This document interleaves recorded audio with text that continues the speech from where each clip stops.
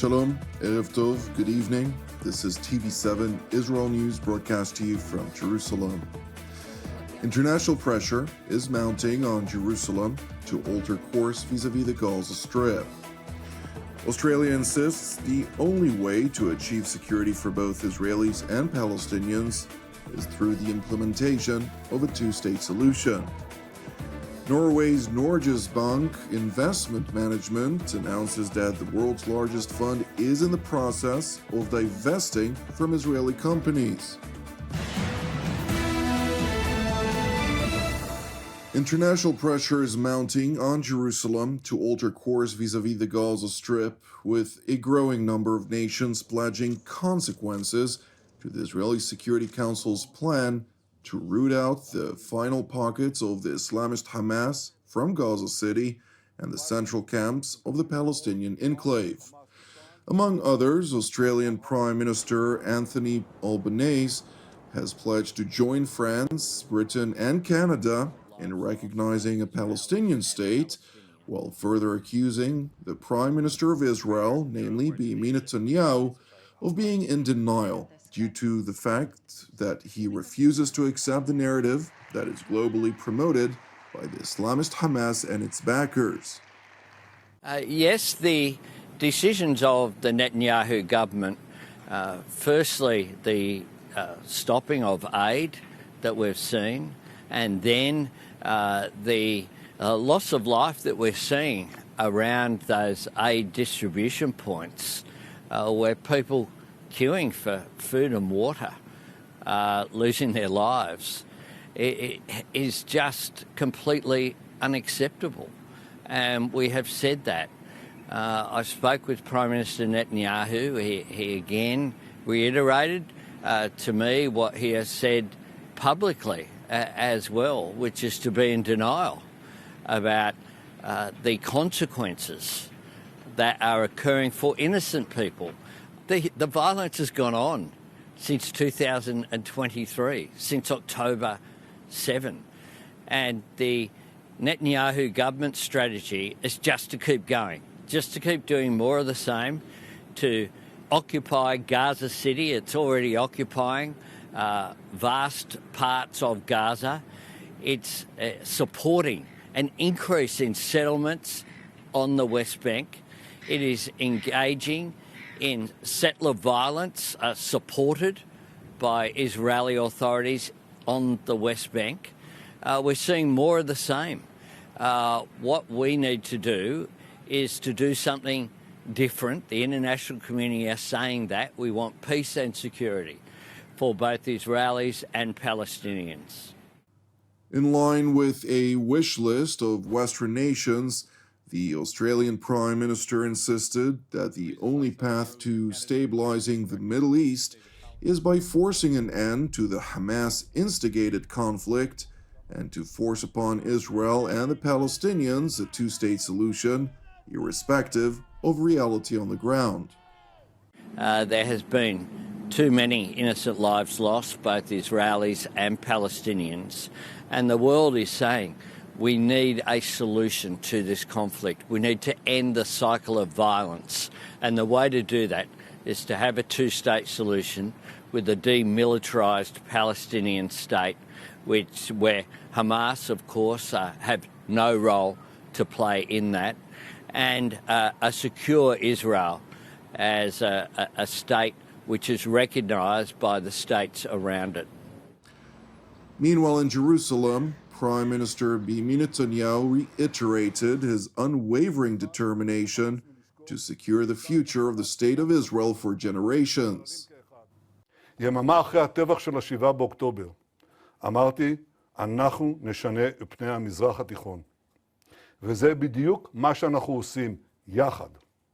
שברנו את הציר האיראני. בלבנון, חיזבאללה הוקע, והממשלה החדשה פועלת לפרקו מנשקו. בסוריה, אסד נפל. תפסנו את כתר החרמון, ואנחנו פועלים לפרז את האזור מעבר לגבול, ואנחנו מגנים על אחינו הדרוזים מפני שחיטה. באיראן סיכלנו שני איומים קיומיים, איום הגרעין הקיומי ואיום הטילים הבליסטיים הקיומי. זהו הישג היסטורי. הישג שמנסים לטשטש אותו. כאילו הצלת חייהם של 10 מיליון אזרחים, והצלת חייה של מדינת ישראל לדורות. הבטחת עתידנו לדורות.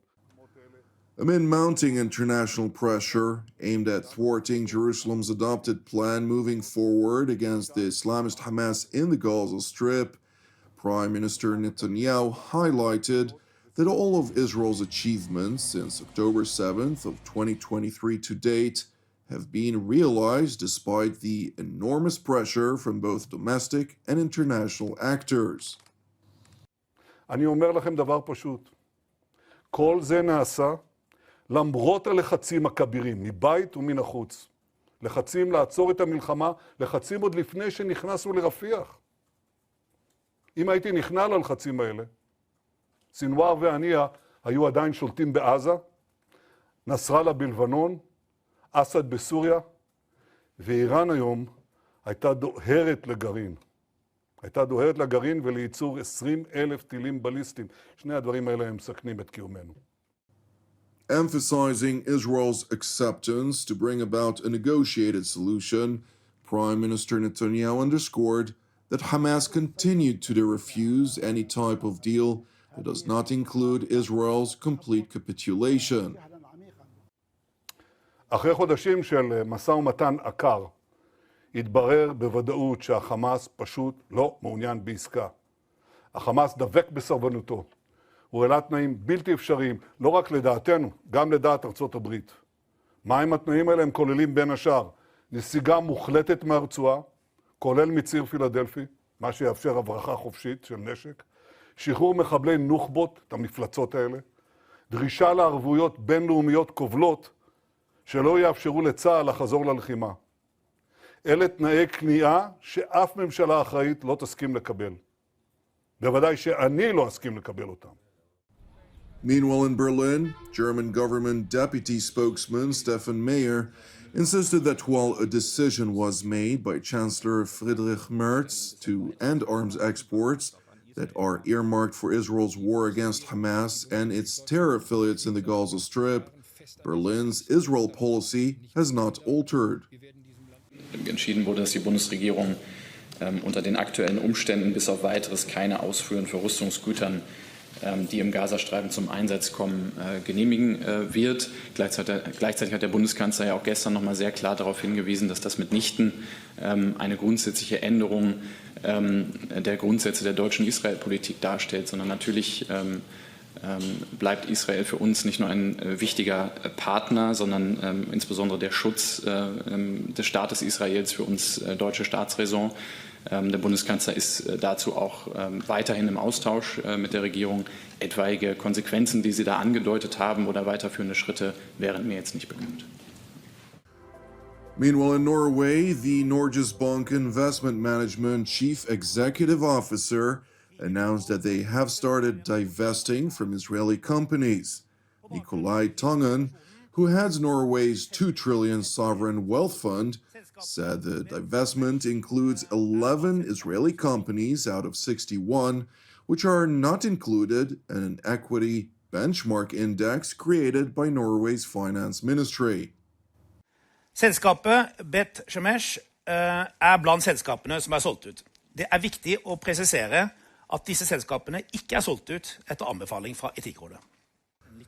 The fund's CEO continued by highlighting that the fact that the remaining companies may be included in the Norwegian Finance Ministry's Equity Benchmark Index does not necessarily mean they are immune to divestment. At de en del av indeksene altså ikke et kvalitetsstempel, eller betyr at de har lavere risiko. Og vi forventer å selge oss ut av flere selskaper. Vi tar selvkritikk på dette og ser at i denne spesielle situasjonen, som når det gjelder et land som i krig, så burde vi tatt forvaltningen tilbake. Så vi burde sagt opp de forholdene tidligere. Så det noe vi tar kritikk på, som vi har sagt tidligere her.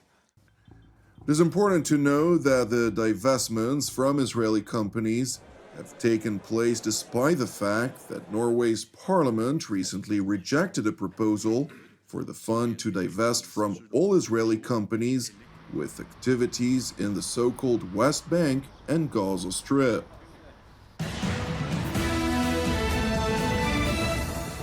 Thank you for watching TV7 Israel News.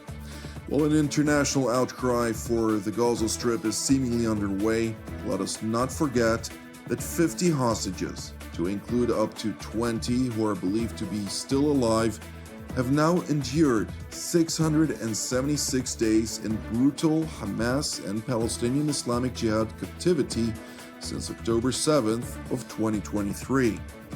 Therefore, I would like to encourage you to pray for the hostages, for their speedy release, as well as for their families. Please also pray for the peace of Jerusalem and the salvation of Israel. And separately, if you're blessed by our daily programs, since TV7 Israel is exclusively donation-based, any contribution will help us continue to share the truth here from Jerusalem. You can donate via our website at www.tv7israelnews.com. I'm Jonathan Hessen, wishing you an Erev Mevorach, and God willing, we will see you during our next update. Until then, Shalom from Jerusalem.